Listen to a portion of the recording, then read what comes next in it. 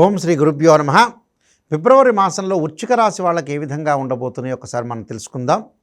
ముఖ్యంగా వృశ్చిక రాశి వాళ్ళని తెలుసుకునే ముందు మనకి గ్రహగమన గతులు ఏ విధంగా ఉన్నాయో తెలుసుకుందాం. వృషభంలో గురువు, మిథున కర్కాటక రాశుల్లో కుజుడు, కన్యలో కేతువు, రవి బుధులు మకర కుంభరాశిలో సంచారం చేయటం, కుంభరాశిలో శని, రాహు శుక్రులు మీనరాశిలో సంచారం చేస్తారు.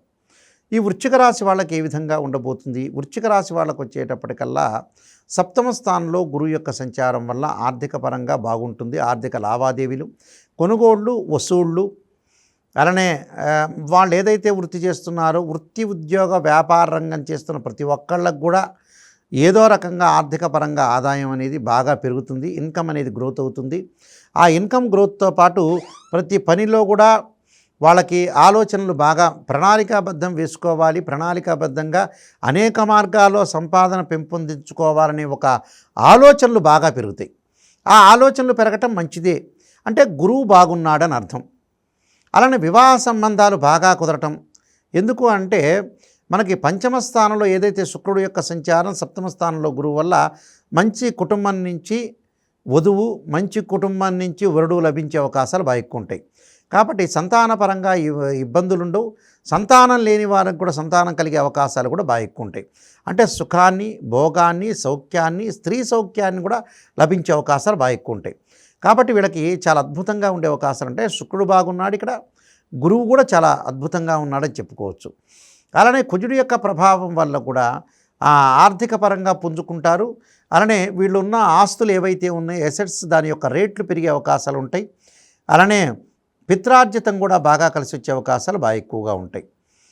దానితో పాటు ముఖ్యంగా వీళ్ళకి పంచమ స్థానంలో రాహు యొక్క సంచారం అనేది ఉంది. స్థానచలనం జరుగుతుంది. అంటే ఉద్యోగంలో ప్రమోషన్లు రావటం, వేరే చోటకి వెళ్ళటం, అక్కడ ఉండే అవకాశాలు ఉంటాయి. అలానే పదవులు మారటం, మంచి పదవులు రావటం.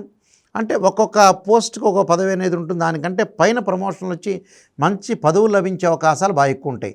దానివల్ల స్థానచలనం జరుగుతుంది. అలానే గృహాలు నిర్మాణం చేసే అవకాశాలు ఉంటాయి. గృహాలు కొనుగోలు చేసే అవకాశాలు ఉంటాయి. గృహాన్ని మారే అవకాశాలు కూడా ఉంటాయి. అలానే లగ్జరీగా తిరిగే అవకాశం కూడా గోచరిస్తుంది. ఇక్కడ నూతన వాహనాలు కొనుగోలు చేస్తారు వీళ్ళు. అలానే బంగారు ఆభరణాలు, దుస్తులు, ఫ్యాన్సీ స్టోర్స్, ఫ్యాన్సీ ఐటమ్స్, దానితో పాటు వెండి వస్తువులు, ఇలాంటివి వాళ్ళు కొనుగోలు చేసే అవకాశం ఎక్కువగా ఉంటుంది.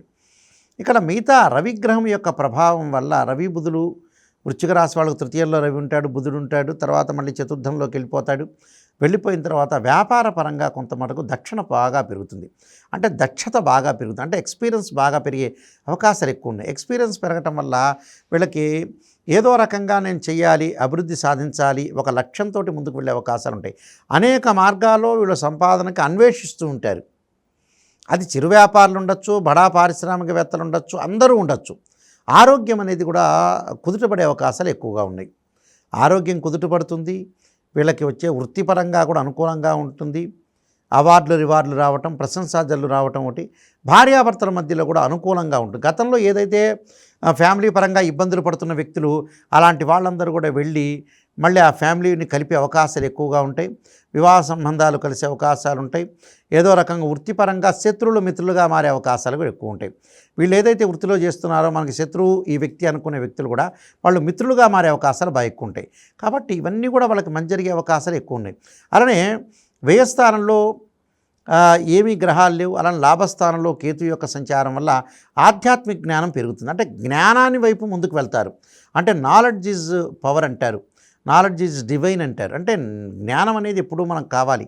జ్ఞానం వైపు ఉండటానికి ఆధ్యాత్మికత చింతన కలుగుతుంది. తీర్థయాత్రలు, పుణ్యక్షేత్రాలు వెళ్ళే అవకాశాలు ఎక్కువ ఉంటాయి. మంచి సాధనాపరులు అయ్యే అవకాశాలు ఎక్కువగా ఉంటాయి. కాబట్టి డబ్బు సంపాదించే విధానాల్లో మెళుకువ సాధించే అవకాశాలు బాగా ఎక్కువ ఉంటాయి.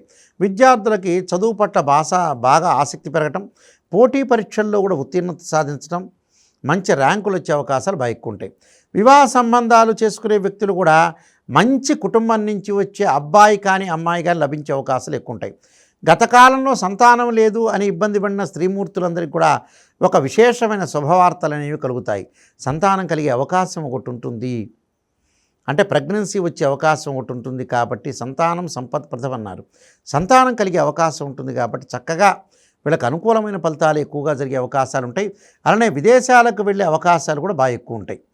అలానే విదేశాలకు వెళ్ళే అవకాశాలు గోచరిస్తున్నాయి. విద్యార్థులకు ముఖ్యంగా మంచి విశ్వవిద్యాలయంలో అక్కడ సీట్లు లభించే అవకాశాలు బాగా ఎక్కువ ఉంటాయి.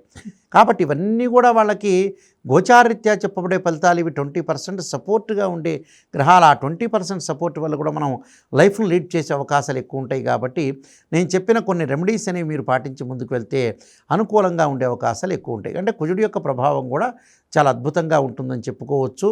అయితే ఎలాంటి రెమెడీస్ చేసుకోవాలి అనంటే తప్పకుండా వీళ్ళు దుర్గాదేవిని ఆరాధన చేయాలి. కాత్యాయనాయుధే కన్యకుమార్దీమే తన్నో దుర్గి ప్రచోదయాత్ అనే మంత్రాన్ని, అలానే ఇంటిలో విష్ణు సహస్రనామం పారాయణం చేయాలి. అలా లలితా సహస్రనామం పారాయణం చేయటం వల్ల కూడా అనుకూలంగా ఉంటుంది. అంగారకుడి యొక్క దోషం ఉంది కాబట్టి అంగారకాయుధే శక్తి అస్తాయుధీమే తన్నో భౌమ ప్రచోదయాత్ అనే మంత్రాన్ని, తత్పురుషా విద్యే మహాసేనాయుధీమే తన్నో షణ్ముఖ ప్రచోదయాత్ అనే మంత్రాన్ని చక్కగా చదవండి. అంటే వీళ్ళకి గ్రహాల యొక్క ప్రభావంలో శుక్రగ్రహం బాగుంది, అలానే గురుగ్రహం బాగుంది, చాలా అద్భుతంగా ఉంది.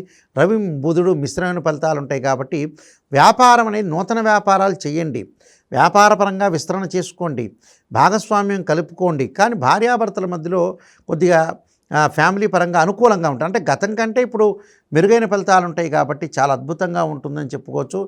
ఏమీ ఆందోళన చెందాల్సిన పని లేదు. వీలైతే ఇంకా వక్రతుండ మహాకాయ కోటి సూర్య సమప్రభ నిర్విఘ్నం కురుమే దేవ సర్వకార్యే సర్వదా అనే మంత్రాన్ని చక్కగా చదువుకోండి. ఇది నేను చదవలేని గురువుగారు అంటే ఓం గంగ్ గణపతియే నమః అంటే మీ జీవితంలో విఘ్నాలన్నీ కూడా తొలగిపోయి జీవితంలో అన్నీ కూడా మంచి జరగాలని ఆశిస్తూ సర్వే జనా సుఖినో భవంతు.